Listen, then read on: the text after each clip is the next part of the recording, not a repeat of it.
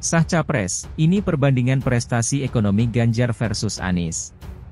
Jakarta, CNBC Indonesia, jelang pemilihan umum, pemilu, 2024 yang tinggal sekitar 10 bulan lagi, partai politik, parpol, besar sudah menyiapkan atau mengusung calon presiden Indonesia pada periode selanjutnya.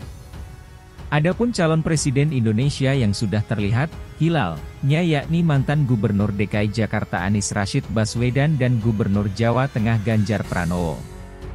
Anies resmi dicalonkan oleh Partai Nasional Demokrat sebagai bakal calon presiden dalam pemilihan presiden dan wakil presiden 2024 hingga 2029 pada Oktober tahun lalu.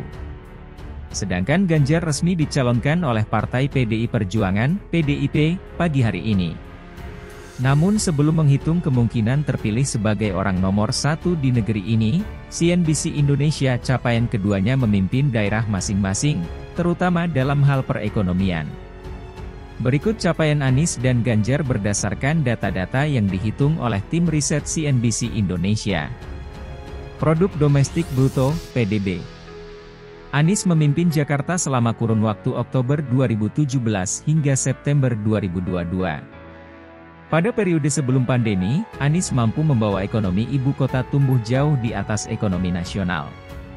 Produk Domestik Bruto, PDB, Jakarta yang mengandalkan sektor perdagangan dan jasa tumbuh 6,11% pada 2018, di atas ekonomi Jakarta terkontraksi sebesar 2,36% pada 2020 sebagai dampak penyebaran COVID-19 dan pembatasan mobilitas warga. Jakarta yang menjadi epicentrum penyebaran COVID-19 gelombang I, ekonominya hancur lebur.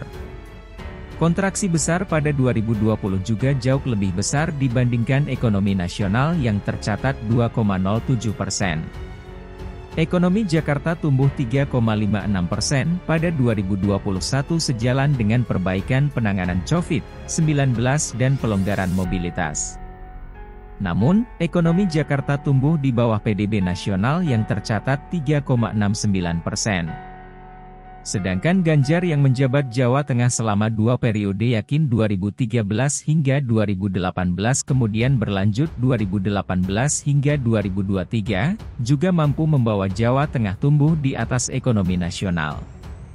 PDB Jawa Tengah tahun 2018 tumbuh 5,3%, masih di atas pertumbuhan PDB nasional yang tercatat 5,17%, namun lebih rendah dari pertumbuhan PDB DKI Jakarta.